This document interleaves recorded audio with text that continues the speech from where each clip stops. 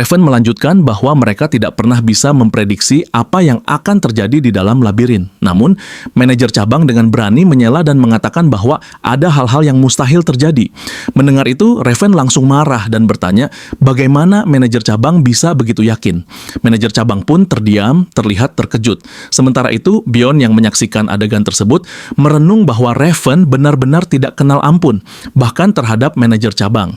Bion mengakui bahwa Raven memang seorang penyihir sejati. Tak lama kemudian, seseorang mendekat dan menyapa Bion dengan sebutan barbar. Bion menoleh dan bertanya siapa dia. Pria itu memperkenalkan dirinya sebagai Nail Urban dan mengakui bahwa Bion telah membuat kekacauan besar. Bion terkejut dan bertanya-tanya siapa sebenarnya pria itu. Gadis yang sebelumnya disandera Bion tiba-tiba memanggil pria tersebut sebagai ayah. Dari situ, Bion langsung menyimpulkan bahwa pria itu adalah ayah gadis tersebut, manajer distrik. Bion kemudian menjelaskan bahwa Guild Penjelajah mengelola klan, meluncurkan mantra pembentukan kelompok, serta menjual berbagai jenis informasi demi kenyamanan para penjelajah. Sistem manajemen Guild sendiri cukup sederhana. Setiap dari ratusan cabang memiliki manajer cabangnya masing-masing, dengan 13 manajer distrik berada di atas mereka. Di puncak struktur tersebut terdapat Master Guild. 3 manajer distrik pada dasarnya bertindak sebagai komandan kedua, dan ada hal-hal tertentu yang bahkan mereka pun tidak berani lakukan. Tiba-tiba, seorang pria dilempar ke lantai sambil mengeluh kebingungan tentang apa yang sedang terjadi. Manajer distrik marah, menarik napas dalam-dalam dan mengatakan bahwa ia mendengar pria itu mencarinya. Inspektur langsung tergagap ketakutan saat melihat pria tersebut. Bion menatap pria itu dan bertanya, apakah ia adalah Har dari Union Crystal? Wajah Har langsung pucat ketakutan. Dengan pandangan gelap, Bion menuduhnya telah memberikan kesaksian palsu mengenai batu pesan. Har mencoba membela diri dan menyangkal tuduhan tersebut. Namun, Raven menggunakan sihir mentalnya dan menyatakan bahwa pria itu telah berbohong. Mendengar hal itu, semua orang langsung terkejut. Bion merenung bahwa Har tidak mungkin lolos dari masalah ini karena penyihir dari menara sihir telah membuktikannya. Meski begitu, Har masih mencoba menyangkal dengan putus asa.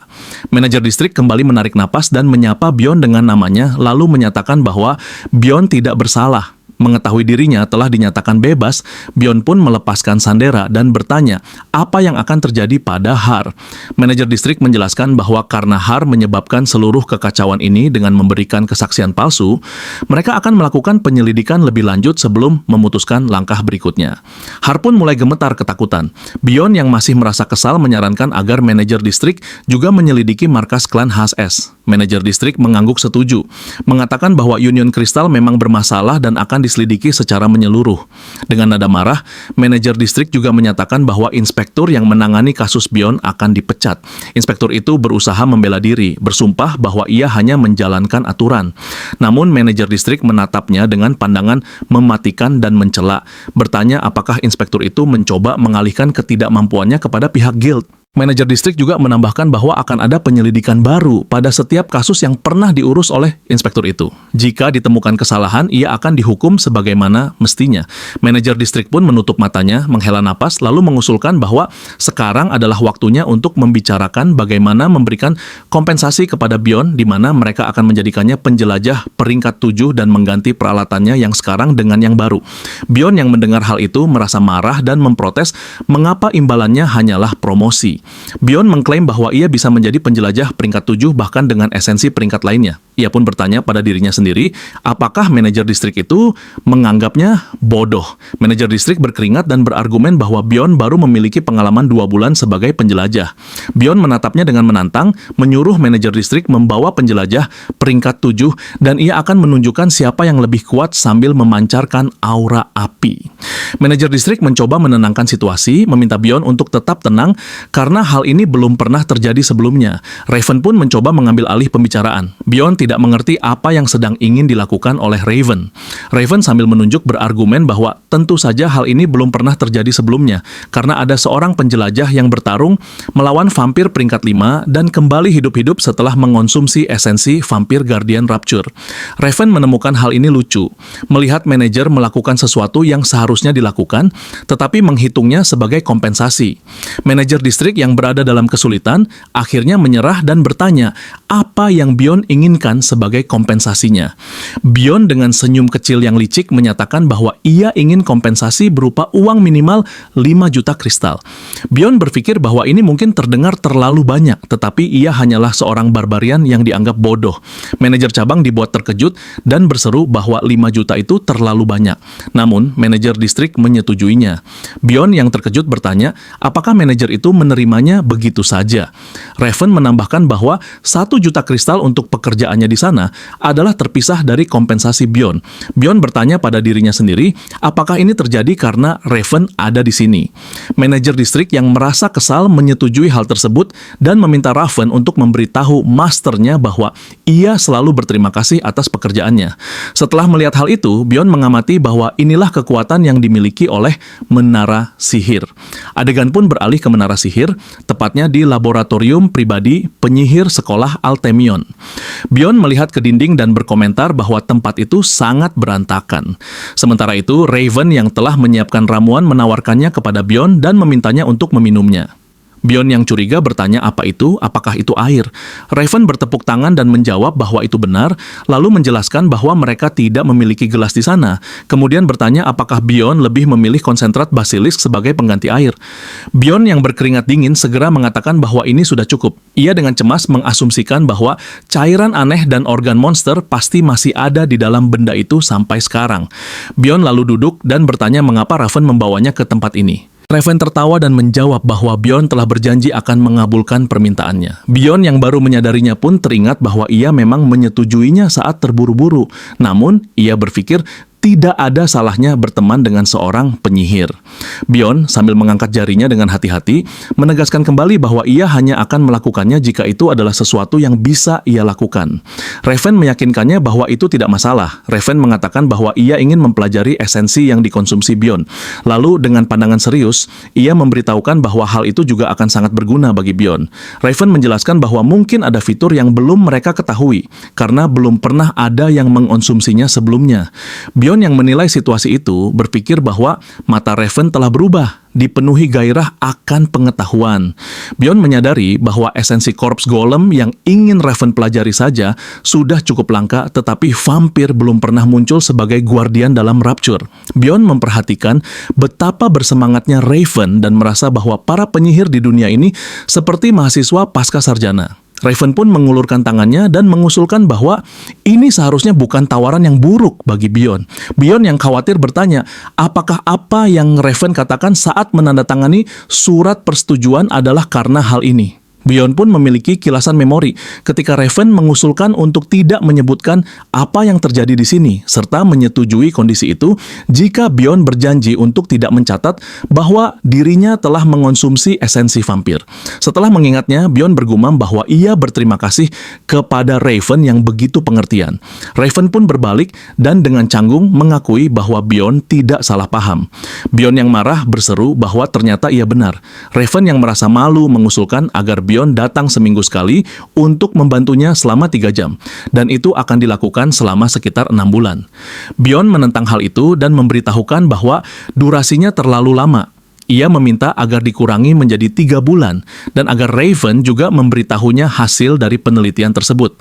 Raven yang merasa frustrasi mengungkapkan bahwa Bjorn selamat berkat dirinya dan bahkan mendapatkan 5 juta kristal. Raven meletakkan tangan di dadanya lalu bertanya, apakah Bjorn tidak seharusnya lebih berterima kasih padanya?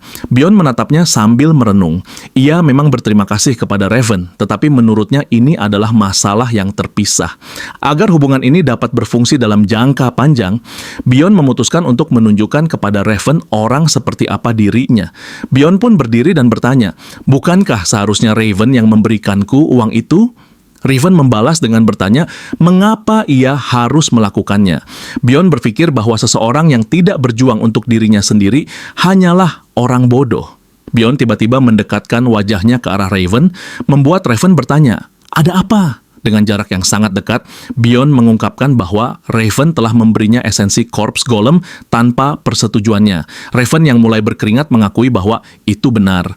Raven lalu mendorong Bjorn untuk menjauh sambil membenarkan diri, bertanya mengapa hal itu menjadi masalah. Raven mengatakan bahwa ia memberikan esensi itu secara gratis dan menyuruh Bjorn untuk menjauh. Bjorn menggerutu dengan marah dan membantah bahwa Raven telah memaksanya mengonsumsi esensi tersebut agar ia bisa selamat. Lalu ia bertanya, bagaimana itu bukan masalah? Raven kesal dan menanyakan apakah Bjorn tidak berpikir bahwa hal itu dilakukan untuk menyelamatkannya. Bjorn dengan pandangan gelap mengungkapkan bahwa ia tidak peduli dan tidak menginginkan esensi itu.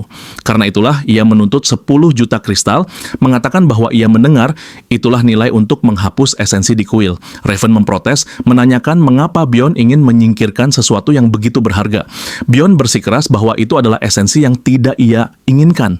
Dengan kata lain, Raven telah merugikannya secara serius. Raven yang telah kehilangan kesabaran membantah dengan mengatakan bahwa ia mendengar esensi itu sangat langka dan berharga bagi para penjelajah.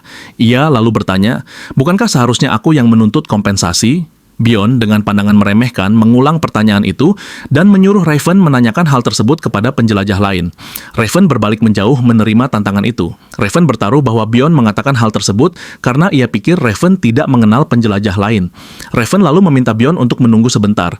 Raven menyentuh artefak komunikasi yang ada di meja. Seseorang di meja lain menjawab koneksi tersebut. Raven menyapa Tuan Pazran dan memperkenalkan dirinya sebagai Alua Raven dari sekolah Altemion, mengingatkan bahwa mereka pernah bertemu. Pazran menjawab bahwa ia mengingat Raven meneleponnya. Raven memberitahukan bahwa ia memiliki sebuah pertanyaan. Ia lalu bertanya, bagaimana perasaan seseorang jika ia secara acak diberi esensi yang tidak pernah ia rencanakan untuk dimiliki. Pazran berpikir sejenak, bertanya-tanya mengapa Raven mengajukan pertanyaan aneh seperti itu, lalu menjawab. Raven menjadi cemas saat mendengar jawabannya, sementara Bjorn tersenyum dengan bangga. Pazran menjawab, aku pikir aku akan sangat marah. Bjorn tertawa kecil. Sementara itu, Raven yang mulai berada dalam kesulitan bertanya apakah ia akan tetap marah meskipun itu adalah esensi yang sangat langka, esensi peringkat 7 yang hanya bisa didapatkan di Rapture. Pazran menjawab bahwa itu benar dan ia tetap akan marah. Ia menjelaskan bahwa esensi yang tidak direncanakan untuk dikonsumsi hanya akan merugikan seseorang. Sementara itu, Bjorn mendengarkan penjelasan tersebut dengan tenang, lalu memasang wajah kemenangan yang menyebalkan. Raven mulai gemetar karena khawatir. Pazran melanjutkan bahwa para penyihir tidak akan mengerti bahwa seseorang tidak bisa naik ke lantai atas hanya dengan mengambil esensi pertama yang muncul di hadapannya. Raven pun berbalik untuk melihat Bjorn lalu bertanya bagaimana ia seharusnya memberikan kompensasi kepada seseorang jika hal seperti itu terjadi padanya. Pazran menjawab bahwa jika itu dirinya, ia akan meminta uang sekitar 15 juta kristal dan itu sudah cukup baik. Raven terkejut berat dan bertanya mengapa jumlahnya sampai 15 juta kristal. Pazran menjelaskan bahwa menghapus esensi membutuhkan biaya yang sangat besar dan biayanya akan meningkat lagi di kemudian hari. Raven yang berkeringat bertanya, apakah ada alternatif lain jika uang bukan pilihan? Pazran menjawab bahwa ia tidak yakin. Ia menambahkan bahwa jika hal seperti itu terjadi padanya dan orang yang bertanggung jawab ada di depannya, ia pikir ia akan membelah kepala orang itu menjadi dua. Bjorn yang sangat senang mendengarnya bergumam bahwa orang-orang di sini memang kurang kreatif. Sementara itu, Raven mempertanyakan dirinya sendiri, merintih memikirkan apa yang harus ia lakukan. Menilai situasi, ia mengamati bahwa Pazran pasti adalah orang yang sangat terampil untuk menjaga hubungan dengan para penyihir menara sihir. Seseorang seperti Pazran tentu memahami pentingnya keseimbangan antara esensi. Bjorn berpikir bahwa jika Raven bertanya kepada penjelajah peringkat rendah yang nyaris tidak bisa bertahan hidup, mereka pasti akan mengatakan bahwa mereka bersedia menerima esensi apapun. Dengan pandangan licik, Bjorn berpikir bahwa itulah alasan Raven kalah, dan sekarang ia harus mengakui kesalahannya. Tiba-tiba, seorang pria tua datang sambil tertawa, terbahak-bahak dan bertanya, apakah ini tentang seorang barbar yang mampu memenangkan pertempuran verbal melawan seorang penyihir? Semua orang terkejut dengan kehadiran pria tua itu. Pria tua tersebut melanjutkan dengan mengatakan bahwa Bjorn jauh lebih istimewa dari yang pernah ia dengar. Ia tertawa lalu memperkenalkan dirinya sebagai Din Verhillon, mentor dari gadis muda yang baru saja dibuat hampir menangis oleh Bjorn. Raven yang kesal langsung memprotes bahwa ia tidak menangis. Bjorn menatapnya dan merenung bahwa mentor Raven berarti pria ini adalah master sekolah Altemion, penguasa 5 lantai penuh menara sihir. Bjorn berpikir bahwa pria ini mungkin lebih kuat dari manajer distrik dan dalam beberapa aspek bahkan jauh lebih menakutkan. Pria tua itu berseri-seri dengan gembira, menyatakan bahwa ia sangat terhibur mendengarkan percakapan Bjorn. Nona Raven yang terkejut bertanya bagaimana Dean bisa mendengarnya, mengingat ia telah memasang sihir kedap suara. Dean tersenyum dan membalas bahwa Raven masih harus banyak belajar karena terdapat terlalu banyak celah dalam formula sihirnya. Ia mengakui bahwa ia tidak bisa menahan rasa penasarannya setelah melihat murid termudanya membawa seorang barbarian ke sini. Seorang barbarian yang masih hidup. Bjorn terkejut dan bertanya mengapa Dean menekankan kata masih hidup. Pria tua itu dengan pandangan gelap menjelaskan bahwa kebanyakan barbarian yang datang ke tempat ini biasanya sudah mati atau hanya menyisakan jantung mereka saja. Bjorn merasa tidak senang setelah mendengar itu, namun pria tua tersebut kembali tertawa terbahak-bahak dan berkata bahwa ia hanya menggoda Bjorn. Bjorn pun dengan canggung menyimpulkan bahwa itulah selera humor para penyihir. Bjorn lalu dengan berani bertanya, apakah pria tua itu bernama Demian? Ia berencana melontarkan lelucon khas barbar kepada pria ini. Bjorn kemudian menunjuk Dean dan tertawa keras, berseru bahwa ia seharusnya membelah tengkorak pria tua itu menjadi 2. Dean pun terkejut dan tergagap ketakutan. Namun Bjorn segera menambahkan dengan pandangan mematikan bahwa itu hanyalah lelucon. Ia menuntut agar Dean mengakui kekalahannya dan ikut tertawa. Pria tua itu menjadi kesal setelah dipanggil orang tua. Bjorn berpikir bahwa selama semuanya hanya lelucon, tidak akan ada masalah. Ia bahkan menepuk kepala Dean dan bercanda bahwa itu juga bagian dari lelucon. Raven yang tidak percaya dengan apa yang ia lihat mulai mempertanyakan apakah Bjorn sudah gila. Namun kemudian ia menyadari bahwa seharusnya ia sudah terbiasa, mengingat bagaimana Bjorn bertindak di dalam guild sebelumnya. Bjorn pun menjauh dari Dean dan merenung apakah ia telah bertindak terlalu berlebihan, serta bagaimana ia akan menyelesaikan masalah ini. Namun sesuatu yang benar-benar mengejutkan segera terjadi. Dean justru tertawa terbahak-bahak sambil melambaikan tangannya, menegaskan bahwa Bjorn adalah seorang barbarian sejati. Dengan wajah sedikit kesal, Dean menyatakan bahwa dirinya berbeda dari orang-orang super sensitif yang tidak bisa menerima lelucon. Bjorn merenung dengan cemas karena Dean tampak cukup kesal. Namun ia berpikir bahwa Dean tidak bisa berbuat apa-apa padanya, karena ia hanyalah seorang barbarian. Bjorn pun mengacungkan jempol sambil tersenyum lebar, memuji bahwa Dean menerima lelucon itu dengan sangat baik. Bjorn menambahkan bahwa ia akan menarik kembali perkataannya tentang Dean sebagai orang tua, karena Dean ternyata memiliki darah barbarian. Dean yang mulai berkeringat berkomentar bahwa ia juga memiliki sisi berani. Akhirnya, Dean bertanya mengenai 10 juta kristal dan apakah Bjorn akan puas jika menukarnya dengan sebuah cincin yang akan ia tunjukkan. Dean menjelaskan bahwa itu adalah cincin Pro Spirit nomor 9425. Ia mengungkapkan bahwa meskipun angkanya cukup tinggi, cincin tersebut masih termasuk item bernomor. Bjorn terkejut melihatnya. Ia bertanya-tanya dalam hati, apakah itu benar-benar item bernomor?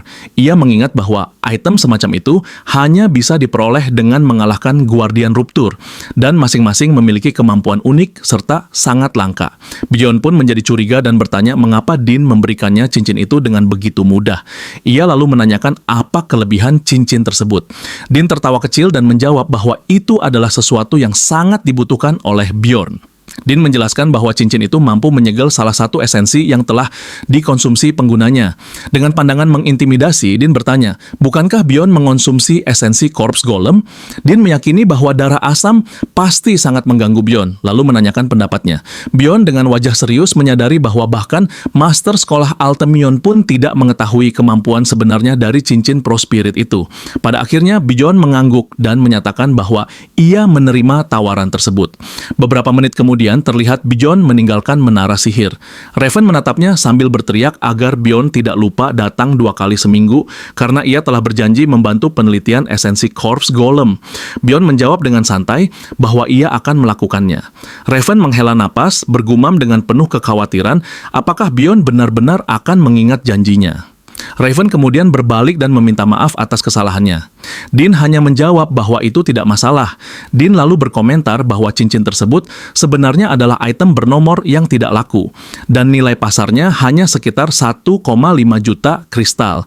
Ia menyebut Bjorn sebagai barbarian bodoh, berpikir bahwa Bjorn akan sangat marah jika mengetahui nilai sebenarnya dari cincin itu.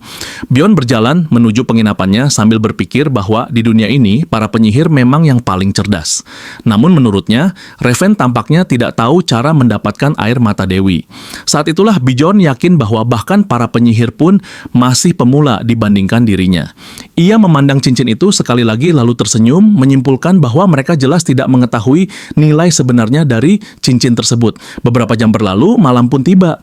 Bjorn akhirnya kembali ke kediamannya. Sang resepsionis tergagap tidak percaya saat melihat Bjorn. Pria itu mengaku mengira Bjorn telah meninggal dan dengan canggung menyatakan bahwa ia telah mengosongkan kamar Bjorn.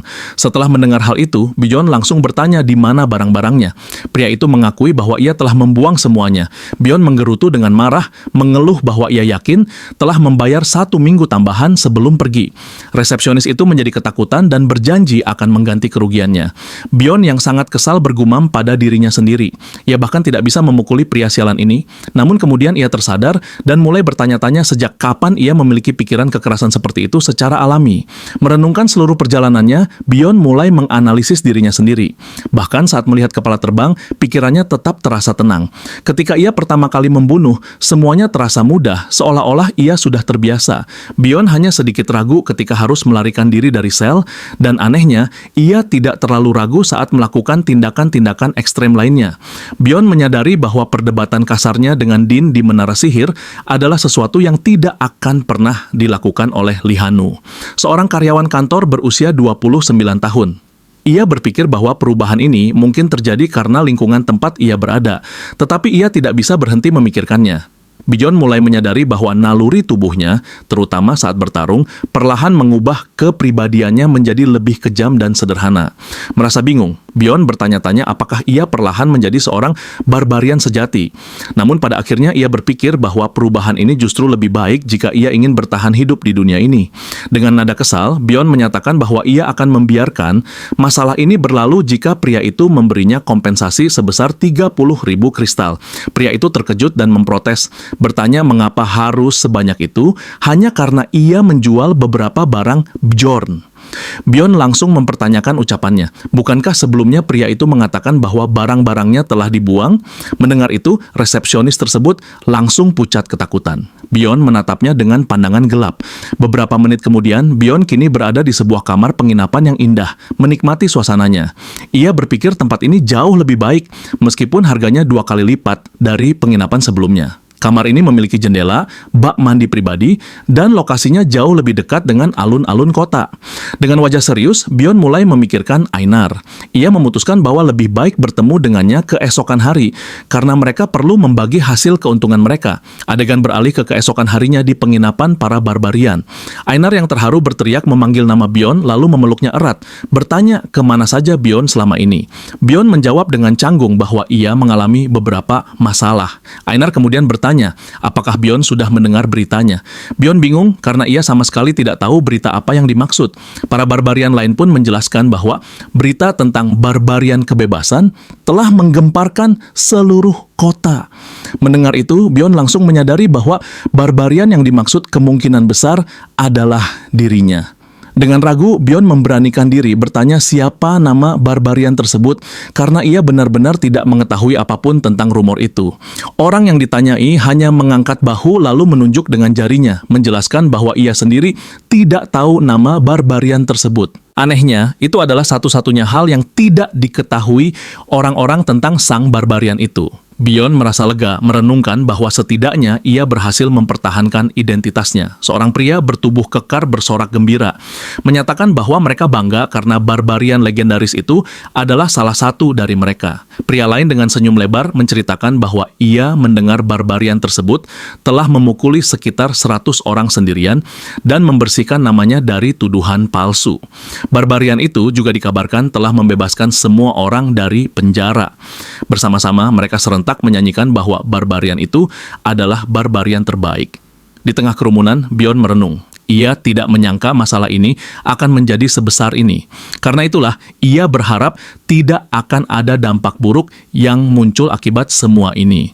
Adegan kemudian beralih ke kota Komelby. Einar mengungkapkan antusiasmenya dengan berseru bahwa mereka telah tiba di Komelby, menyatakan bahwa ia belum pernah mengunjungi tempat ini sebelumnya. Dijelaskan bahwa Komelby adalah distrik kedua yang terletak dekat Karnon, distrik pertama. Bion menjelaskan bahwa Karnon merupakan kawasan tempat tinggal kelas menengah Rabdonia dan sering disebut sebagai pasar bebas. Bion lalu menyerahkan sebuah kantong kepada Einar, memberitahukan bahwa itu adalah bagiannya setelah menjual semua peralatan yang mereka ambil dari para penjelajah serta peralatan Bion sendiri yang kini tidak lagi berguna. Total hasilnya mencapai 800.000 kristal. Bion memperkirakan bahwa jika ditambah sekitar 300.000 kristal dari barang-barang yang ia peroleh tepat sebelum meninggalkan Ruptur, maka keseluruhan hasil mereka sudah dibagi secara adil. Einar terkejut dan bertanya apakah jumlahnya memang sebanyak itu. Bion meminta Einar untuk menerimanya karena itu adalah bagian yang pantas. Einar pun mengucapkan terima kasih dengan wajah sedikit memerah. Tak lama kemudian, Einar terkejut oleh sesuatu yang dilihatnya. Ia menunjuk dan meminta Bion melihat orang-orang yang sedang memakan awan putih di atas tongkat. Bion bertanya dalam hati apakah itu gulali, lalu berkomentar bahwa itu terlihat sangat keren. Air liur Einar mulai menetes melihat makanan itu. Beberapa menit kemudian, sambil memakan gulalinya, Einar mengungkapkan kekagumannya, mengatakan bahwa manusia benar-benar jenius dan bertanya-tanya bagaimana mereka bisa terpikir membuat makanan seperti ini. Einar dengan antusias menyatakan bahwa ia bisa membeli banyak gulali dengan kristal yang ia peroleh hari ini. Bion menatapnya sambil berpikir bahwa Einar kini tampaknya menganggap gulali sebagai alat tukar yang sah. Bion pun meminta Einar untuk menghabiskan makanannya terlebih dahulu. Setelah gulalinya habis, Einar berterima kasih kepada Bion karena telah memperlakukannya seperti biasa. Mendengar itu, Bion terkejut dan tidak mengerti apa maksudnya. Einar kemudian mengungkapkan perasaannya. Ia menjelaskan bahwa, seperti yang Bion ketahui, penampilannya telah banyak berubah. Para barbarian lain mulai menghindarinya, membuat Einar merasa bahwa mereka tidak lagi melihatnya sebagai seorang pejuang wanita. Einar mengeluh bahwa akhir-akhir ini, kemanapun ia pergi, manusia terus menggodanya dan mengatakan hal-hal seperti, "Oh Einar, nama yang indah, Nona Einar, izinkan aku menjadi kesetmu."